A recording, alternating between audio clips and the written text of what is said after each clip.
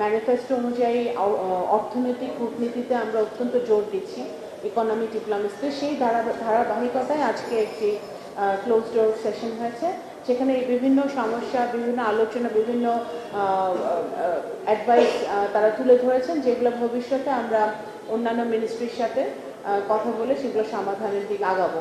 অর্থ উপদেষ্টা এখানে এসেছিলেন, যিনি আপনারা জানেন যে বিভিন্ন পলিসি সাথে উনি কাজ করছেন। Capital market, foreign direct investment, আমাদের ফার্মার্স কার্ড, ফ্যামিলি কার্ড, এই সব কিছু নিয়ে কিন্তু আমাদের মাননীয় অর্থ উপদেষ্টা কাজ করছেন। তো এই সব কিছু নিয়েই ওনার কাছে আমাদের যারা আজকে এসেছিলেন তাদের অনেক প্রশ্ন ছিল, যে উত্তরগুলো উনি দিয়েছেন। প্রবলেমগুলো শুনতে হলে তো আপনাদেরকে ওখানেই ডাকা হতো, আপনার তো ওখানে ডাকা হয় নাই, তাই না? এখন ইট ওয়াজ এ ক্লোজ ডোর প্রোগ্রাম, তো এখানে আলোচনার কিছু নেই। প্রবলেম তো আছেই, বিভিন্ন ধরনের ইনভেস্টরদের সমস্যা আছে। আমাদের যারা ধরেন বাংলাদেশিরা বিদেশে থাকে, তারা ইনভেস্ট করতে চায়, তাদের এক রকমের সমস্যা আছে।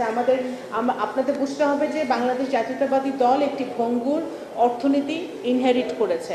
আমরা গত 17 বছরে ব্যাংকিং সেক্টর যেভাবে ধ্বংস হয়েছে, আমাদের ক্যাপিটাল মার্কেট যেভাবে ধ্বংস করা হয়েছে, সিস্টেমগুলো যেভাবে ধ্বংস করা হয়েছে, ওই ধ্বংস অবস্থা থেকে আবার তুলে এনে একটা ভাইব্রেন্ট ইকোনমিতে রূপান্তর করার জন্য যে সকল পলিসিগুলো নেওয়ার দরকার, সেগুলো কিন্তু এখন সরকার নিচ্ছে। এবং আমাদের যে বাজেট দেওয়া হচ্ছে, সেই budget is one of the first step of that initiative. So আমাদের ক্রিয়েটিভ ইকোনমি, আমাদের ফরেন ডিরেক্ট ইনভেস্টমেন্ট, আমাদের বিভিন্ন ইকোনমিক জোন করা হয়েছে। সেখানে যখন ইনভেস্টমেন্ট করবে, কী কী ধরনের ফ্যাসিলিটেশন তাদের প্রয়োজন, কী কী ধরনের প্রক্রিয়াগত পরিবর্তন আমাদের আনতে হবে, যাতে তারা সহজে ইনভেস্ট করতে পারে। ফরেন মিনিস্ট্রির বাজেট এখানে প্রশ্ন না, because foreign ministry will not do that job. এটা মোস্টলি কমার্স মিনিস্ট্রি এবং বিভিন্ন ধরনের লাইন মিনিস্ট্রি, যার আপনার যখন এডুকেশনের কথা, রিফর্মের কথা বলবেন, education ministry, finance ministry, commerce ministry, এই সমাজ কল্যাণ মন্ত্রী, কৃষি মন্ত্রণালয়, এগুলোই কিন্তু তখন গুরুত্ব পাবে। অবশ্যই সে বাজেটে সেই অ্যালোকেশন রেখেই তো বাজেটটা দেওয়া হয়েছে।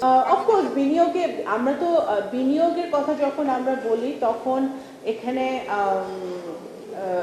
জ্বালানি একটা বিশেষ আমাদের যেটা বিনিয়োগের জায়গাটা হচ্ছে আমাদের টেক্সটাইল, আরএমজি, আমাদের কৃষিখাত, আমাদের অ্যাগ্রো বেসড, বিভিন্ন জায়গায় বিভিন্ন খাতে, এবং বিশেষ করে আমরা যখন ক্রিয়েটিভ ইকোনমির কথা বলছি, সেখানে আমাদের প্রান্তিক জনগোষ্ঠী, আমাদের কুটির শিল্প, আমাদের কৃষ্টি, কালচার, এখানেও কিন্তু অর্থনৈতিক বিনিয়োগের একটা বিশাল সুযোগ আমরা তৈরি করার চেষ্টা করছি।